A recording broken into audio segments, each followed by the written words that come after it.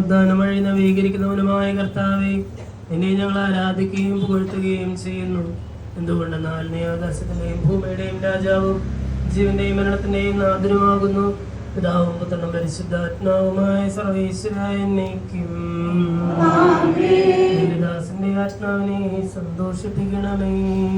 കൃപനാം മിശിഹ കർത്താവേ, അഴലും മരണവുമില്ലാതെ ജീവൻ വിളയും രാജ്യത്തിൽ വാനവരോടെ ചിരകാലം ആനന്ദത്തോടു വാണിടുവാൻ ദാസനു വരമിന്നരുളേണം.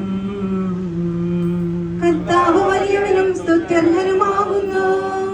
ആദിപിതാവാം ആദത്തെ സൃഷ്ടിച്ചവനാം ദൈവത്തിൽ ആശ്രയമഖിലമണയ്ക്കുന്നു. മർത്യന് ശരണം നീയല്ലോ.